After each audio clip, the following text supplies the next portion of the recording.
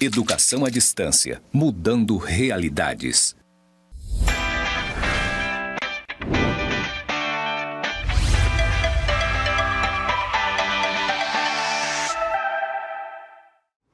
É isso mesmo.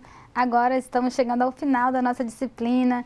Vamos agora, de fato, dar início à nossa unidade número 6. Mas antes de tudo, como você já sabe, sou a professora Marial, estamos aqui caminhando juntos. Foi um lindo caminho que percorremos até aqui, foi um ótimo caminho trilhado. Eu espero que você tenha feito a leitura dos livros recomendados, porque sem ele vai ser um conteúdo um pouquinho raso. Você precisa de fato fazer a leitura desse material, tá ok?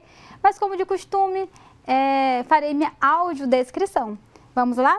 Sou uma mulher branca, tenho os cabelos loiros, estou usando um batom rosa, estou usando uma camisa rosa pink, um terninho cinza por cima e uma calça preta.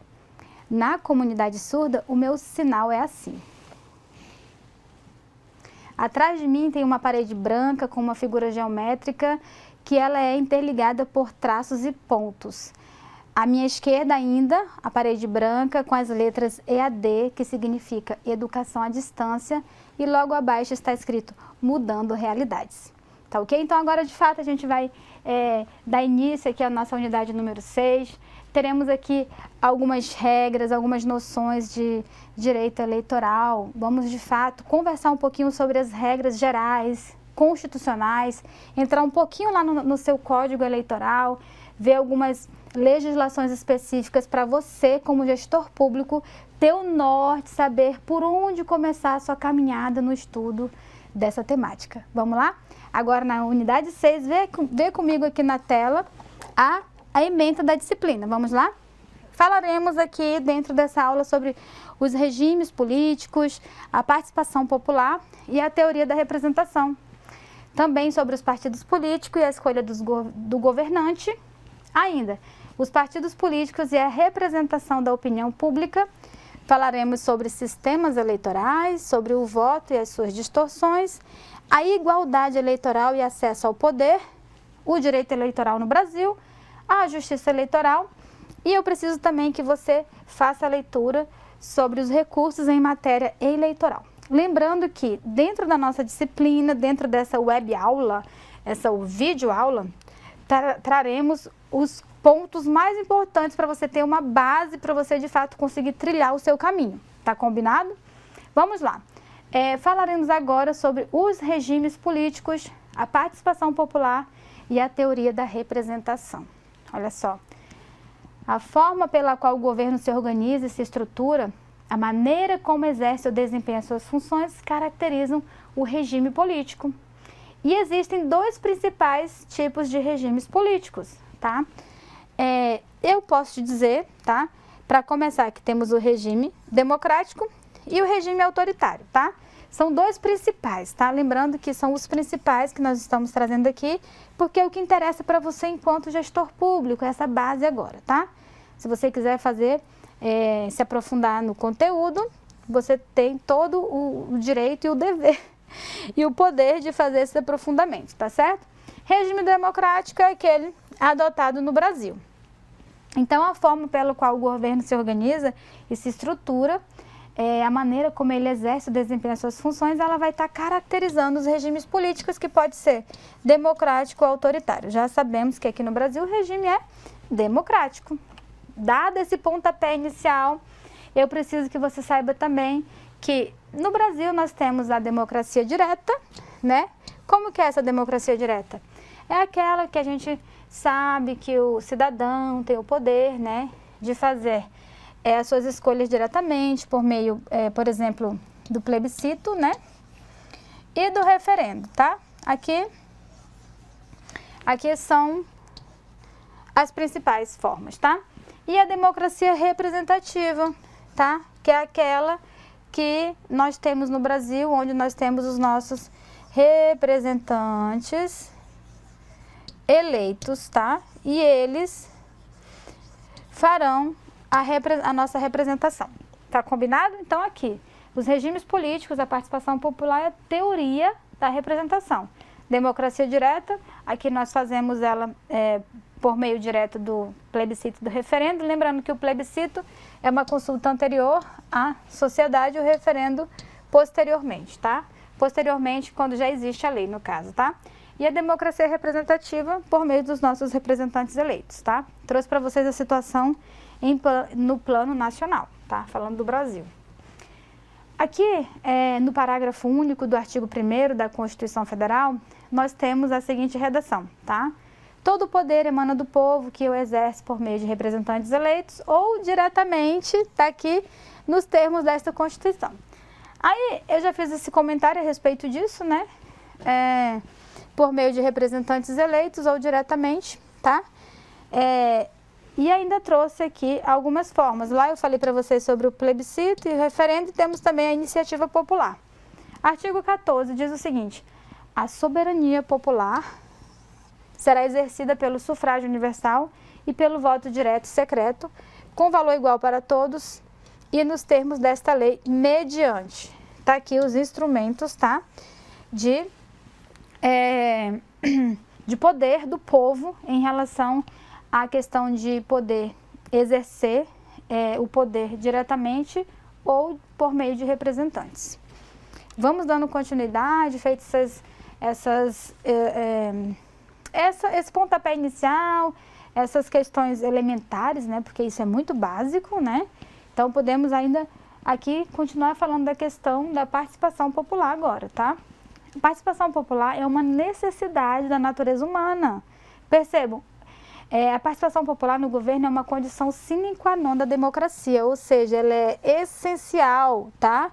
Sem ela não poderia existir, ou seja, na democracia não poderia haver democracia se não tivesse a participação do povo, tá certo? Então, bem tranquilo também, condição sine qua non, ou seja, uma condição essencial que sem ela não poderia existir. E aqui eu trouxe as características aí do plebiscito, do que é o referendo, tá? Ainda falando da teoria da representação.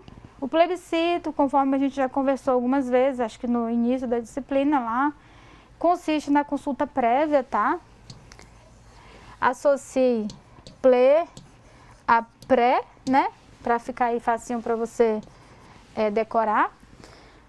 Consiste na consulta prévia, a edição de um ato legislativo ou administrativo, cabendo ao povo, né? Lógico, estamos falando da teoria da representação popular, pelo voto, aprovar ou denegar o que lhe tenha sido submetido, tá?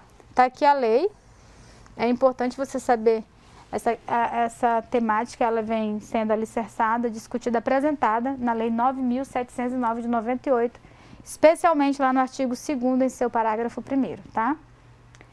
Sobre o referendo, é a consulta posterior à edição de ato, tá? Posterior, tá?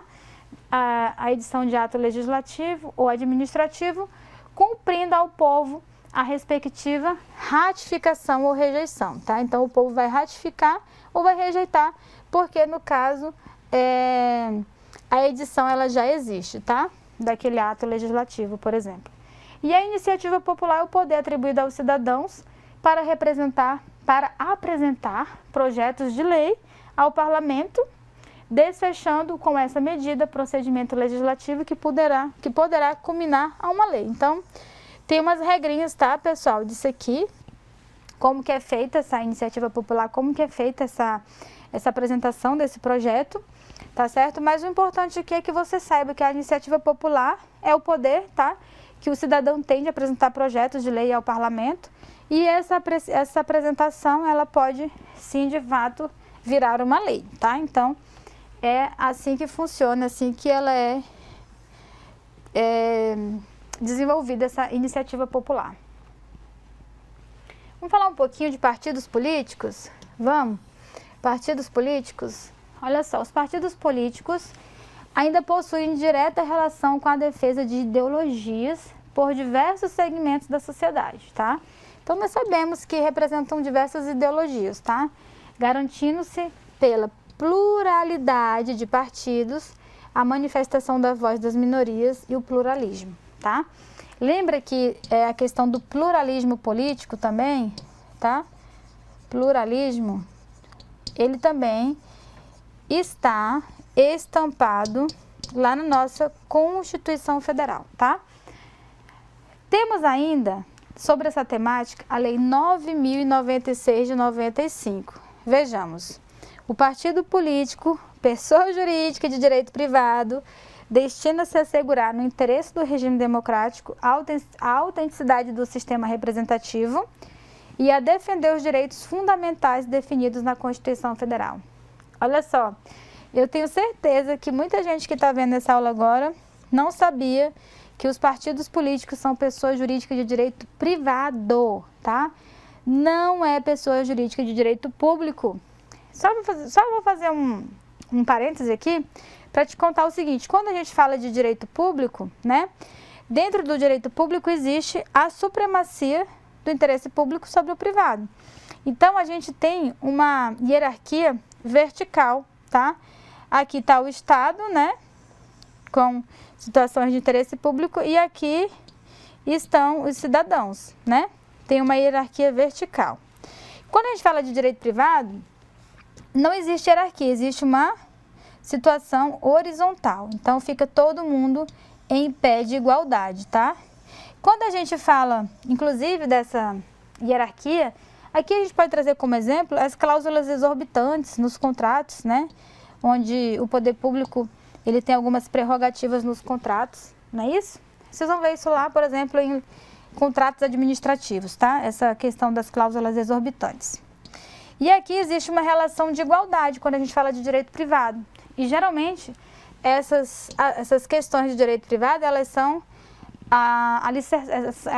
amparadas pelo nosso Código Civil, tá? E então, eu preciso que você perceba que os partidos políticos são pessoas jurídicas de direito privado e não são de direito público não, tá? E ainda é muito importante que você saiba que essa questão da existência dos partidos políticos está diretamente relacionada com a defesa das ideologias. Não é isso? Nós não sabemos que existem vários partidos políticos e cada um com as suas ideologias, que são ali emanadas de diversos segmentos da sociedade. E, além disso, vai garantir a pluralidade de partidos, ou seja, essa pluralidade ela vai trazer representatividade lá para a gente, no caso, nesse exemplo que eu vou te dar agora, representatividade lá no Congresso Nacional, e também vai ter a manifestação, vai trazer a voz das minorias, né? Então, é bem importante também saber qual é a relação dos partidos políticos com as questões, com a sua própria fundamentação de existência, ok? Vamos falar da natureza jurídica, tá aqui, eu já até antecipei para vocês que elas são pessoas jurídicas de direito privado. Aí a gente pode ver aqui, lá no Código Civil, tá, no artigo 44, são pessoas jurídicas de direito privado. Aí, reticências, os partidos políticos, tá aqui no inciso 5º.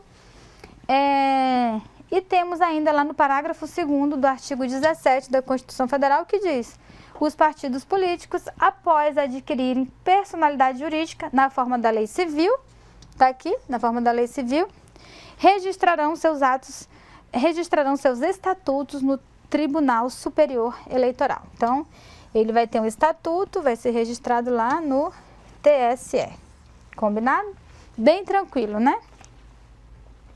E aqui a gente vai falar sobre os sistemas eleitorais. Bem importante também para você observar esse ponto aqui. Olha só, o sistema eleitoral nada mais é do que um complexo de técnicas e procedimentos empregados na realização das eleições, ensejando a conversão de votos em mandato, né? E, consequentemente, a legítima representação do povo no poder estatal.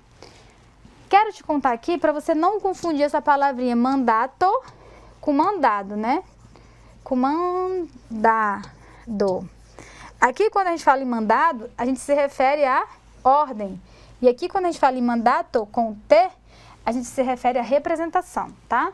Então, não confundam, o gestor público, no mínimo, ele deve saber falar a pronúncia correta, porque se você falar o contrário, inverter aqui o mandato com mandado, você vai dar uma conotação, um contexto totalmente diferente do que o que você gostaria de passar, tá certo? Então, bem tranquilinho saber que mandado significa ordem, né? Mandado judicial, um mandado de busca e apreensão. E aqui o mandato no sentido de representação. Quem tem um mandato? Eu tenho uma procuração para te representar, ou seja, eu tenho um mandato para te representar. Ou seja, os nossos políticos, eles têm um mandato pelo qual eles representam o povo, tá? E aqui, falando ainda da questão do direito eleitoral, os sistemas eleitorais, né? Podemos conhecer 3 sistemas, tá? O direito eleitoral, ele apresenta para a gente 3 sistemas tradicionais, que é o majoritário, o proporcional e o misto. Já eu vou fazer alguns comentários para você a respeito desses sistemas, tá? Olha só, o sistema majoritário é o seguinte, ó. Pelo sistema majoritário é eleito aquele que obtém o maior número de votos. É o sistema adotado no Brasil para a eleição de presidente da República, para senador, para governador de estado e para Distrito Federal. Lembrando que esse sistema, ele leva em conta o número de votos válidos, tá? Que são ofertados aos candidatos registrados no partido político, tá? Aqui, a importância é dada ao candidato e não ao partido político ao qual ele é registrado, tá? Então, perceba, esse sistema aqui majoritário é totalmente diferente do sistema proporcional. Quando a gente fala do sistema majoritário, ele pode ser classificado ainda em 2 espécies, tá? Que é o majoritário simples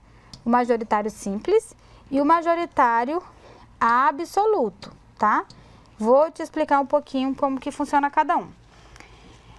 No sistema majoritário simples, ele contenta-se com qualquer maioria do voto, tá? Já o absoluto, ele exige no mínimo a maioria absoluta. Então, aqui ele vai exigir, o que é a maioria absoluta? 50% mais 1, tá certo?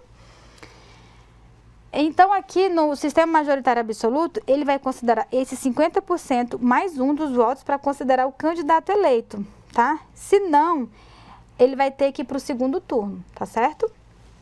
E quando a gente fala ainda de sistema majoritário absoluto, ele é adotado nas eleições para presidente da República, como eu já falei, para governadores e para prefeitos com mais de 200 mil habitantes, tá? Percebam, aqui, ó, no absoluto, tá? Para mais de 200,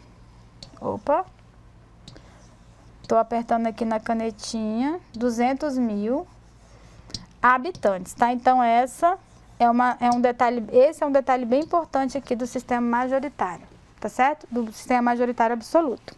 Vamos dando continuidade, tá? Vamos falar um pouquinho agora sobre os sistemas proporcional do Brasil, tá? Lembrando que esse sistema ele é adotado para os cargos de deputados e para cargos de vereadores, tá? Aqui é levado em consideração o número de votos válidos ao partido político, não ao candidato, tá?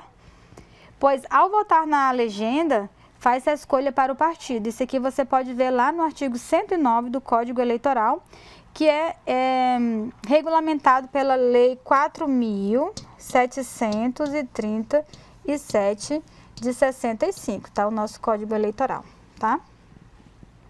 E aí, dentro dessa lei aqui, você vai entender como é que se chega no número de votos válidos, tá? E aí eu quero te contar uma novidade, tá? Para essa questão da lei, tá? Que foi para... teve uma alteração para poder... reduzir aqueles conhecidos puxadores de voto, tá? Ou seja, o candidato que tinha uma expressiva votação, ele acabava puxando outros candidatos, tá? Então, eu peço que você faça o estudo a respeito dessa questão. Preciso que você leia lá o capítulo, faça a leitura do capítulo 5, lá dos partidos políticos, e veja a emenda constitucional 97, tá? De 2017. Tá? E aí, a partir dessa emenda, pessoal, lá em 2017, foi vedada as coligações para eleições de deputados e vereadores, justamente para evitar essa questão dos puxadores de voto, né?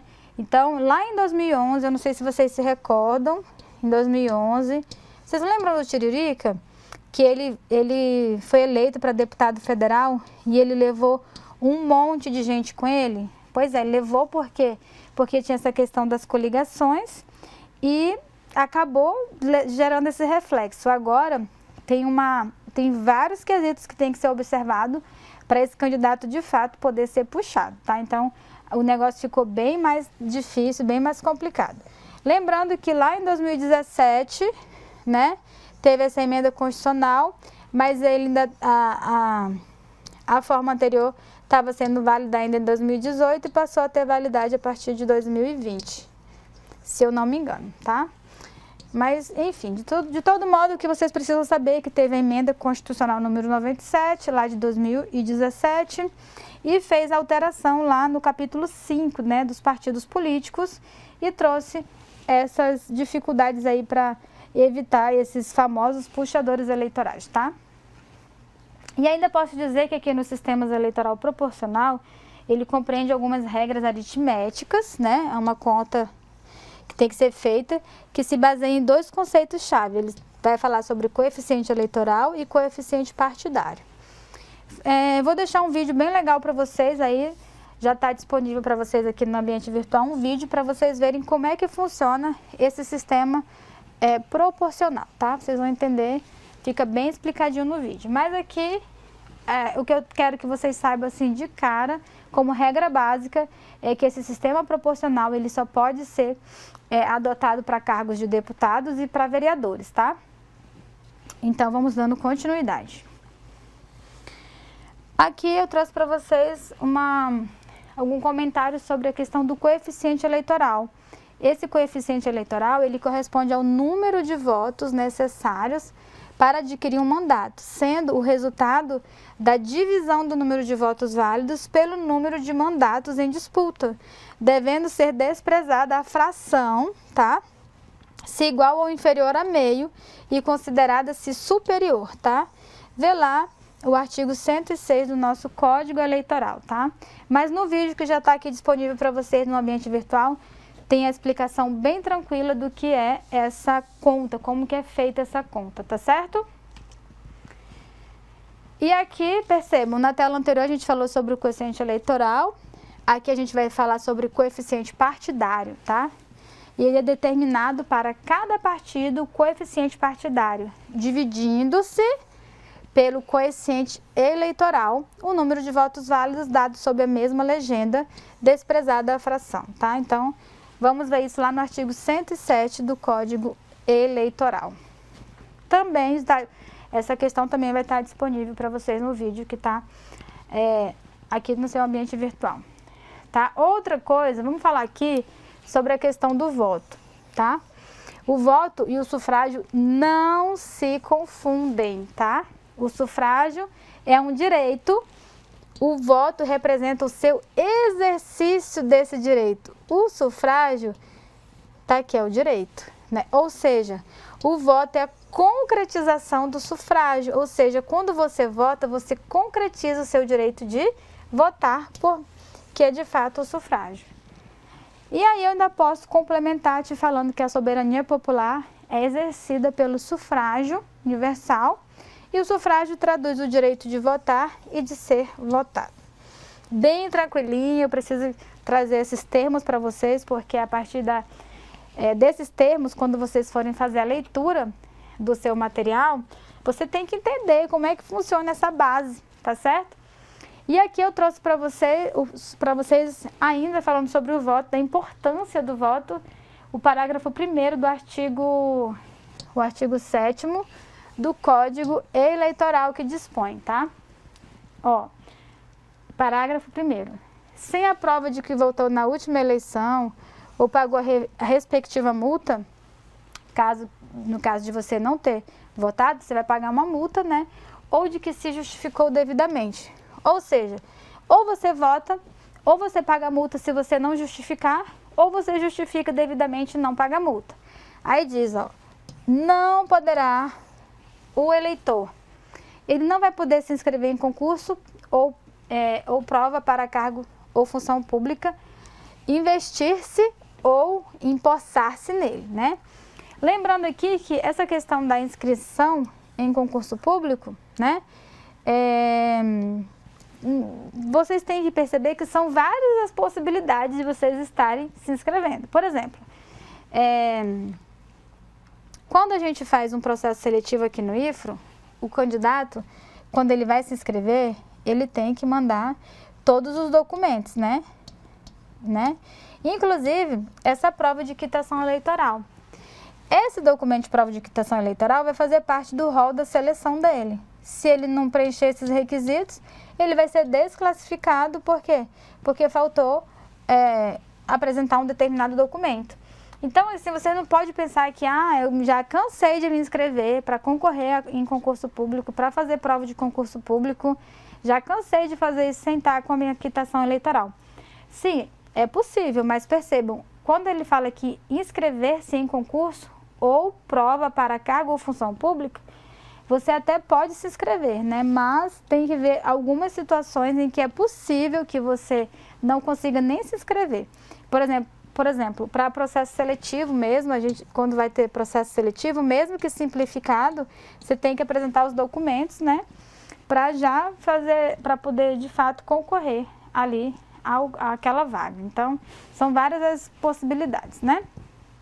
Também não poderá o eleitor receber vencimentos, remuneração, salário ou proventos de função ou emprego público, autárquico, paraestatal, né, ou paraestatal, bem como fundações governamentais, empresas, institutos e sociedades de qualquer natureza, mantidas ou subvencionadas pelo governo ou que exerçam serviço público delegado, correspondentes ao segundo mês subsequente ao da eleição. Né? Também não vai poder participar de concorrência pública, também não vai poder obter empréstimos nas autarquias ou sociedades de economia mistas. Por exemplo, sociedade de economia mista aqui, ó, temos o Banco do Brasil, aqui no estado de Rondônia temos o Banco do Povo, né? Olha só, Caixa Econômica Federal, que é empresa pública, né? Enfim, também o parágrafo 1º do artigo 7º também diz que não é... Se o eleitor ele não tiver kits, né, com a última eleição, ele também não vai poder obter o passaporte ou a carteira de identidade, porque você tem que apresentar essa quitação eleitoral, não é? Você não vai poder renovar a matrícula em estabelecimento de ensino oficial ou fiscalizado pelo governo. Não vai poder praticar qualquer ato para o qual se exija quitação de serviço militar ou imposto de renda. Então, são várias os impedimentos para quem não tem essa quitação eleitoral. Então, vamos ficar atento, né? Porque é de extrema importância exercer o direito, né? E ainda aqui vamos falar sobre o voto versus o escrutínio, tá? O voto é exercido pelo sufrágio, né? Dos direitos políticos, traduzindo o ato de escolher, né? O escrutínio, ele vai designar a maneira como o processo de votação se perfaz, ou seja, é a forma como é praticado o voto, como é o procedimento, ou seja, o escrutínio é a forma como o voto vem estar se exteriorizando, ele vem estar dizendo como é o procedimento, ou seja, como é a forma que ele é praticado, tá ok? Bem tranquilo também, fiquem atentos, porque como eu venho falando para vocês, muitos termos aqui no direito, eles não podem ser confundidos, tá? Mandato, mandado, voto com escrutínio, são situações distintas, tá certo? Então, você já sabe que é importante, né, inclusive, isso é um dos objetivos lá da nossa disciplina, né? E aí a gente vai dando continuidade falando sobre a igualdade eleitoral e o acesso ao poder, tá? Então, aqui eu já venho falando para vocês sobre o princípio da lisura eleitoral, tá? Que busca garantir a igualdade de todos os candidatos perante a lei eleitoral. Ou seja, igualdade de todos os candidatos. Ele decorre diretamente do princípio da moralidade, o que significa que as eleições devem estar livres de corrupção, livres de fraude, livres de abuso do poder econômico, né? Vejamos algumas características desse princípio da lisura eleitoral. Vamos lá? Temos aqui o corolário da moralidade, temos a tutela, a integridade e a ética nas eleições, tá? Esse princípio também ele busca assegurar a legitimidade política. A lisura eleitoral coíbe o uso indevido dos meios de comunicação. A lisura eleitoral garante que os candidatos terão tratamento isonômico e que concorrerão em igualdade de condições, não é isso? Vamos dando continuidade. E ainda, aqui dentro dessa temática, a gente falando aí de direito eleitoral, eu preciso que você saiba que o direito eleitoral aqui no Brasil, ele é o ramo do direito público. Percebam aqui, ó, tem a supremacia do interesse público sobre o privado, tá? Cujo objeto são os institutos, as normas, os procedimentos que regulam o exercício do direito fundamental de sufrágio, com vistas à concretização da soberania popular, né? A validação da ocupação de cargos políticos e a legitimação do exercício do poder estatal, tá? Então tá aí o fundamento, o objetivo do direito eleitoral, que é um ramo do direito público. Aqui, dentro do direito eleitoral, a ele incumbe disciplinar a manifestação da soberania popular, tá? Soberania popular de escolha dos governantes, de escolha dos nossos representantes, com a definição de quem pode ser eleitor e o que é preciso para ser eleito, passando pela eleição até chegar à investidura dos governantes nos cargos para os quais são eleitos. Por que eu falei aqui de investidura? Porque vocês vão ver que até chegar na investidura tem todo um processo. Já já vou aproveitar um gráfico para vocês, onde vocês vão ver o passo a passo de um candidato até ele chegar de fato nessa investidura no cargo. Além disso, falando de direito eleitoral, nós trouxemos aqui para vocês as fontes do direito eleitoral, tá? Então, quais são as fontes? A própria Constituição Federal, o Código Eleitoral, que é disciplinado pela Lei 4.737 de 65, temos a Lei das Eleições, que é a Lei 9.504 de 97, nós temos a Lei Orgânica dos Partidos Políticos, disciplinada pela Lei 9.096, nós temos a Lei das Inelegibilidades, que ela é disciplinada na Lei Complementar 64, lá de 90. E nós temos também as resoluções lá do nosso Tribunal Superior Eleitoral, que é o TSE, tá? Então, aí são algumas fontes, tá, do direito eleitoral, tá? E aqui eu trouxe algumas funções, tá? Funções da Justiça Eleitoral no Brasil, tá? Então, para começar, precisamos dizer que a Justiça Eleitoral, ela é um ramo especializado, tá, do Poder Judiciário, tá? Então, olha só, ela é responsável por organizar todas as etapas do processo eleitoral brasileiro aqui na sua função administrativa, ó, desde o alistamento dos eleitores até a diplomação dos candidatos eleitos, tá? E aqui, segundo a doutrina, a nossa Justiça Eleitoral brasileira desempenha 4 funções, tá? Tanto a jurisdicional, quando ela tem o poder de julgar, né? A função administrativa, aqui pelo próprio exemplo que eu acabei de dar, quando ela organiza as etapas, né, do processo eleitoral, por exemplo, é uma questão administrativa. Temos a questão legislativa, quando ela edita os seus regulamentos, e temos também a função consultiva, quando ela é consultada para emitir parecer a respeito de uma determinada situação. E ainda aqui, dentro do direito eleitoral, eu trouxe alguns princípios que são de extrema importância para você no decorrer dos seus estudos. Temos aqui o já comentado princípio da lisura das eleições, tá? Que ele se respalda na perseguição da verdade real, inclusive possibilitando que o juiz produza prova de ofício. Tá aqui, tá, a lei, tá, da inelegibilidade eleitoral, aqui em seu, a lei 64 de 90, no seu artigo 23, além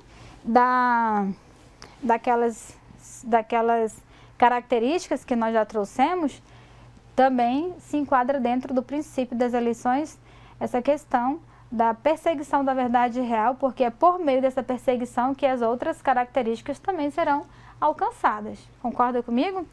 Temos também o princípio do aproveitamento do voto, né?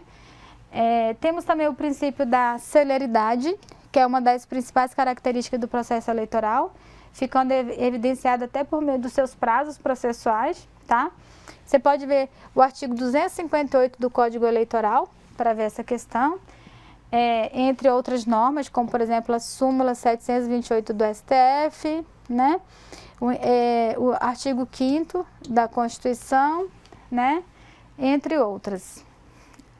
Temos também o princípio da anualidade eleitoral, que o objetivo desse princípio é evitar a abrupta alteração das regras do processo eleitoral, amoldando o jogo às necessidades dos atuais detentores do poder. Temos aqui o princípio da moralidade eleitoral, tá?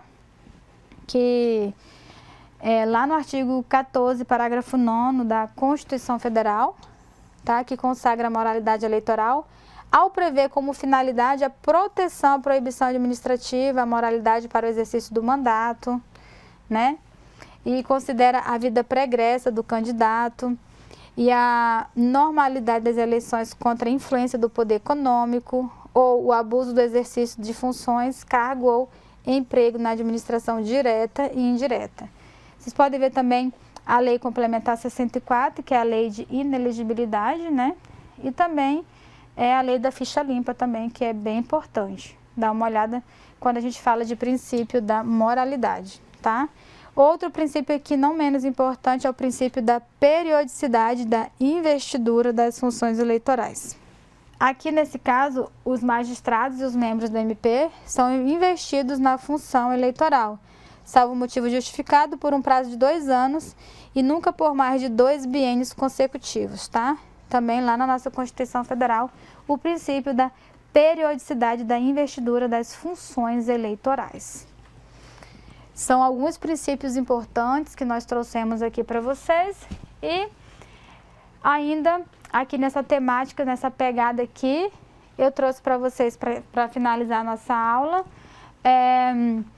um esquema que, lembra que eu conversei com vocês que a gente iria falar do alistamento até a diplomação, até a investidura, né? Vamos ver como que funciona essas etapas, qual é o passo a passo, tá? Aqui tem o processo eleitoral, que ele é um conjunto de atos, né? Ou seja, são vários atos, ele forma um conjunto de atos, procedimentos e relações jurídicas, que vai desde o alistamento eleitoral, tá? Com o ingresso do cidadão no corpo de eleitores, até a fase da diplomação, tá? Momento em que o candidato eleito recebe da Justiça Eleitoral, quem é que passa para o candidato? É a Justiça Eleitoral que entrega o diploma para a posse e o exercício no cargo, tá certo? Então, nós temos aqui o alistamento eleitoral, né? Ou seja, aqui o cidadão, nesse momento, ele pode estar tendo o poder de votar e ser votado, quando ele faz esse alistamento. Temos a convenção partidária, né? Aqui nessa convenção partidária o partido vai escolher, vai decidir quem são as pessoas que serão de fato consagradas candidatas pelo aquele partido. Depois teremos o registro da candidatura e depois nós temos aqui a fase que começa de fato na campanha política, né? Onde entra a propaganda eleitoral, né? Lembrando que aqui, pessoal, vocês não podem confundir, dentro do direito eleitoral, a propaganda eleitoral com a publicidade, tá? Porque a publicidade, tá falhando aqui a canetinha, eu ainda não me adaptei, essa tela é muito moderna, tá? Mas aqui, para você saber que a publicidade, ela tá estampada lá no nosso Código de Defesa do Consumidor, tá? Quando a gente fala de propaganda, a propaganda ela tem cunho político, tá? A propaganda ela tem cunho religioso, enquanto a publicidade não. A publicidade é, por exemplo, a publicidade de produtos, de bens, de mercadorias. Então, assim, diretamente relacionado com um termo mais amplo, a publicidade lá do nosso Código de Defesa do Consumidor, onde não pode ter publicidade enganosa, né? Publicidade abusiva, que é proibido. Então, não confunda esse termo aqui, mais uma dica para você. Propaganda está relacionada com propaganda política, propaganda religiosa, mas é totalmente diferente da publicidade, tá?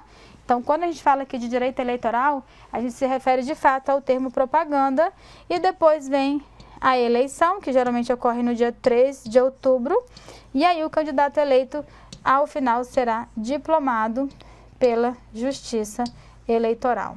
Tá ok? Eu espero que você tenha acompanhado nossa aula, eu espero que você abra aí do lado, não deu tempo, dá um pause, vai lá abrir o Código Eleitoral, vai lá abrir a sua Constituição Federal, vai abrindo aí, vai abrindo essas leis que eu coloquei para você na nossa aula. É importante você abrir na tela e ir acompanhando, ver lá a que se refere a lei, o que ela se dispõe. É muito importante você se apropriar desses documentos, você entender como que funciona essas questões jurídicas dentro do direito. Olha só, nós não podemos, um gestor público, ele não caminha separado do direito, ele não caminha separado dos demais ramos aqui que são proporcionados para você dentro desse curso de gestão pública. Aqui quem esteve com você foi a professora Marialva. Estou com você aqui, professora de Direito do Instituto Federal de Rondônia. Se você tiver alguma dúvida, manda lá para o chat, manda e-mail. Tem um e-mail para você aqui no ambiente virtual. Vai lá na página inicial, entra na página da coordenação do curso que tem um e-mail para você mandar suas dúvidas. Tá com dúvida dessa disciplina? Fala com seu professor mediador. Tá com dúvida das outras disciplinas? Fala também. Se não tiver jeito, manda e-mail para a coordenação do curso que nós entraremos em contato com o professor conteudista, o professor que produziu, para ele diretamente tirar sua dúvida. Contem comigo, eu estou aguardando as suas perguntinhas para a gente poder, de fato, ainda continuarmos juntos aqui em todo esse processo aqui dentro do curso de Gestão Pública EAD. Essa foi a nossa última unidade, eu já estou com saudade, mas eu estou aqui do outro lado, eu estou aqui esperando o seu contato, tá certo? Um forte abraço, eu espero que vocês, de fato, façam leituras. Eu não canso de pedir para vocês fazerem a leitura do material, porque é importante, essas aulas, elas são norteadoras. São um pequeno norte para que você, de fato, consiga saber como trilhar dentro do nosso conteúdo da disciplina, tá certo? Então, até uma próxima oportunidade. Nós temos por aí ainda um direito tributário, quem sabe, né? Temos ainda lá na frente direito ambiental, quem sabe, né? Temos aí depois ainda licitações, que eu acredito que vai ser com a professora Natasha, mas eu estou aqui à disposição para servi-los. Um forte abraço e até a próxima disciplina. Eu te aguardo lá na coordenação do curso. Um abraço.